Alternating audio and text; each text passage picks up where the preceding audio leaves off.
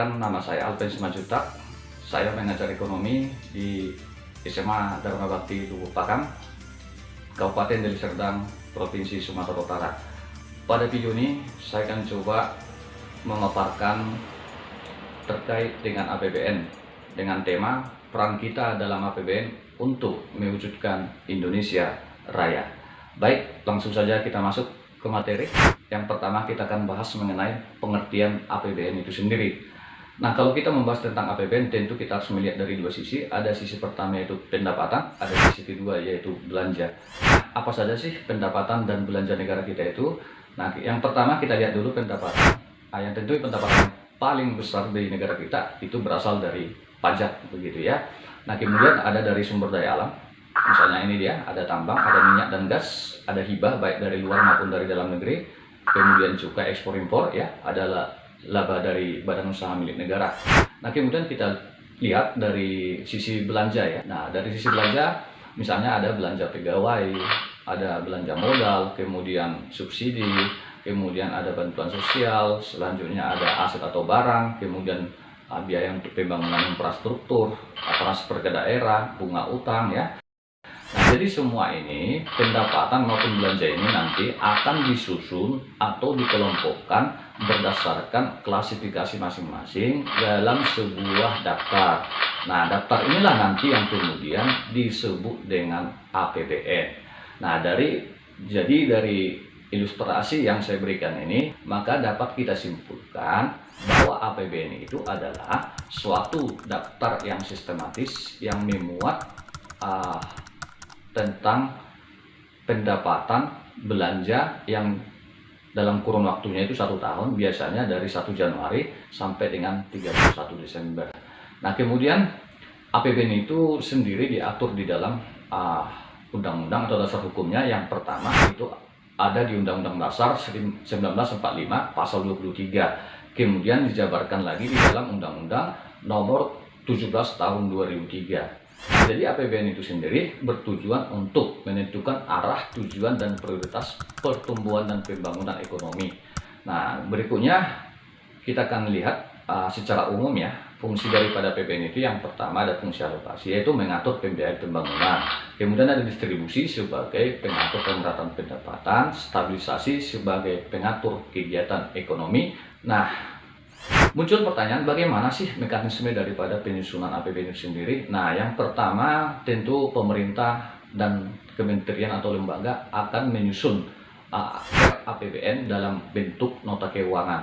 Nah, RAPBN ini akan diajukan kepada DPR, kemudian DPR nanti akan melaksanakan sidang. Nah, setelah dilaksanakan sidang, tentu DPR akan memberikan jawaban. Kemungkinan jawaban ada 2, diterima dan ditolak. Kalau diterima berarti RAPBN siap untuk diketok palu atau diundangkan. Setelah diundangkan tentu RAPBN berubah nama menjadi APBN dan itu akan dikembalikan kepada pemerintah untuk dilaksanakan.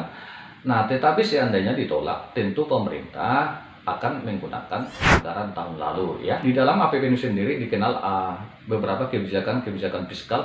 Tentu yang pertama ada kebijakan fiskal atau anggaran defisit namanya ya. Anggaran defisit ini artinya bahwa belanja daripada negara kita itu lebih besar daripada pendapatan ya.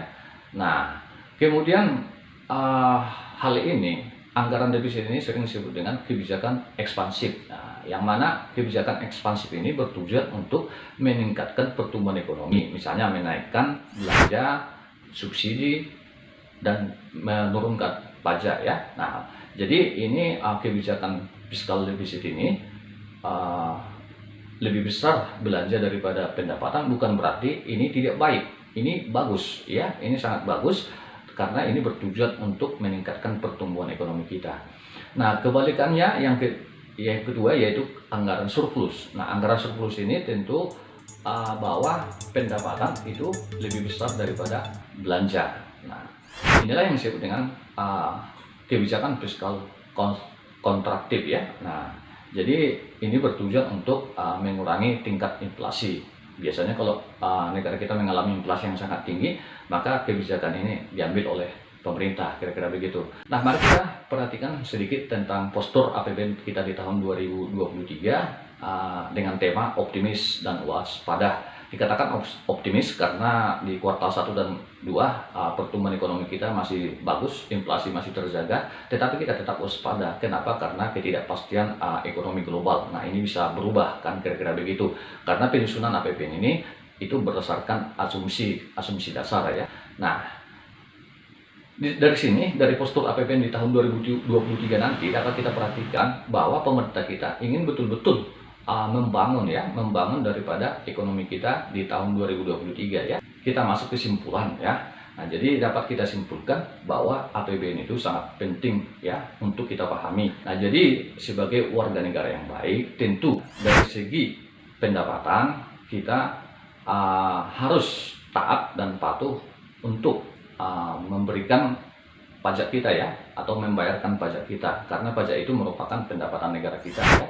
Nah, kemudian dari sisi belanja atau pengeluaran negara, tentu kita harus bersyukur dan juga harus menjaga infrastruktur yang sudah dibangun oleh pemerintah, kemudian menggunakan dana-dana yang sudah ditransfer melalui bantuan sosial misalnya ya, kita harus gunakan seefektif mungkin.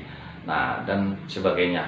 Jadi melalui pemahaman kita tentang APBN, tentu kita semakin sadar betapa dibutuhkannya peran kita di dalam APBN itu sendiri untuk nantinya mewujudkan Indonesia adil, makmur, sejahtera. Nah, itulah nanti menjadi Indonesia Raya. Demikian pemaparan saya tentang APBN.